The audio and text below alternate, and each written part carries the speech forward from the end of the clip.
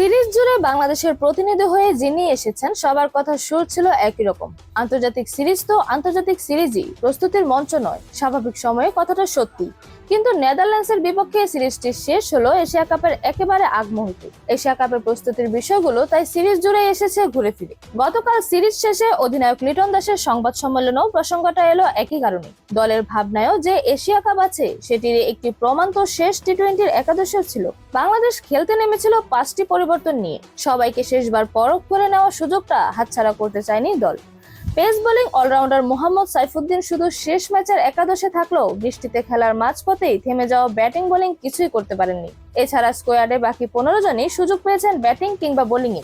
বাংলাদেশের জন্য এই সিরিজের প্রাপ্তির একটি বড় জায়গা হলো যখন যে ক্রিকেটার সুযোগ পেয়েছেন নিজেদের ভূমিকায় তারা অবদান রেখেছেন বেশ ভালোভাবেই। সাইফ হাসান তার সবচেয়ে বড় প্রমাণ। এশিয়া কাপে দলে সুযোগ পাওয়া এই ক্রিকেটার 2 বছর ধরে কোনো আন্তর্জাতিক ক্রিকেট খেলেননি। তাকে দলে নেওয়ার ভাবনায় তখন জানানো হয়েছিল বিভিন্ন ভূমিকায় অবদান রাখতে পারেন বলেই নেওয়া। প্রথম ম্যাচে বোলিং এ 2 উইকেট নেন। ওই ম্যাচের পরে ব্যাট হাতেও 19 বলে 3, 4 ও 1 ছক্কায় 36 রান করেন সাইফ। শেষ ম্যাচে তাকে ওপেনিং এ নামানো হয়েছিল, তাতে অবশ্য পাস করতে পারেননি 8 বল খেলে 12 রান করা সাইফ। মাঝে দ্বিতীয় ম্যাচে ব্যাটিং এ করতে নামতে হয়নি, অধিনায়কেরও প্রয়োজন হয়নি সাইফকে বোলিং এ আনার। ওই ম্যাচে আবার বাংলাদেশের হয়ে ভালো করেন নাসুম আহমেদ। 3 ম্যাচের মধ্যে ওই একটি ম্যাচে সুযোগ পেয়েই এই স্পিনার 3 উইকেট নিয়ে হয়ে যান ম্যাচ সেরা। একই ম্যাচে সুযোগ পেয়ে পেসার তানজিম হাসানও নেন 2 উইকেট।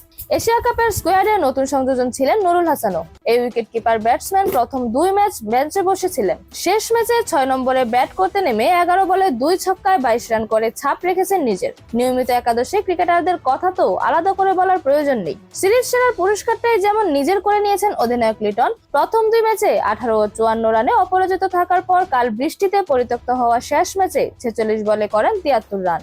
নেদারল্যান্ডসের বিপক্ষে প্রথম টি-20তে 4 ওভারে 28 রান দিয়ে 4 উইকেট নিয়ে ম্যাচ সেরা হন তাসকিন আহমেদ। ডাচদের বিপক্ষে এই সিরিজে বাংলাদেশের জেতাটা ছিল প্রত্যাশিত। প্রথম 2 ম্যাচে দাপট দেখিয়ে জিতে তারা তা করেছেনও। শেষ ম্যাচে বৃষ্টিতে ম্যাচ পরিত্যক্ত হওয়ার আগে 18.2 ওভার ব্যাট করে 4 উইকেট হারিয়ে বাংলাদেশ তুলেছে 164 রান। এই সিরিজে মুখ্য ছিল ক্রিকেটারদের ব্যক্তিগত পারফরমেন্স।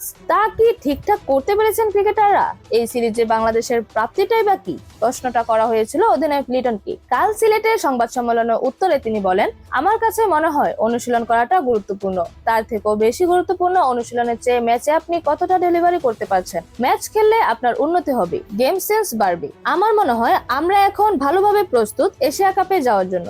এশিয়া কাপ সামনে রেখে প্রায় মাস দেড়েকের একটি প্রস্তুতি ক্যাম্পও করেছে বাংলাদেশ। ফিটনেস দিয়ে সেটি শুরু হওয়ার পর মিরপুর ও সিলেট হয়েছে ব্যাট বলের অনুশীলন। এই ক্যাম্পের মতো প্রস্তুতি লিটন কখনো দেখেননি। এরপর নেদারল্যান্ডসের বিপক্ষে সিরিজটাও ভালো কেটেছে বাংলাদেশের। এত কিছুর পরও কোনো নির্দিষ্ট জায়গায় কি ঘাটতি রয়ে গেছে?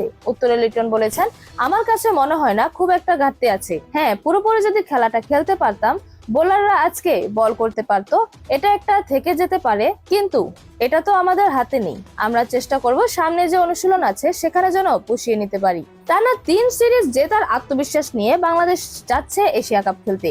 গত জুলাইয়ে শ্রীলঙ্কাকে হারিয়ে এসেছে তাদের মাটিতেই।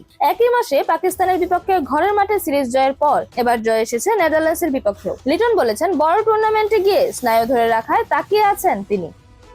এরকম আরো নতুন নতুন খেলার আপডেট পেতে অবশ্যই চ্যানেলটি সাবস্ক্রাইব করে রাখুন। ধন্যবাদ। Flavours news.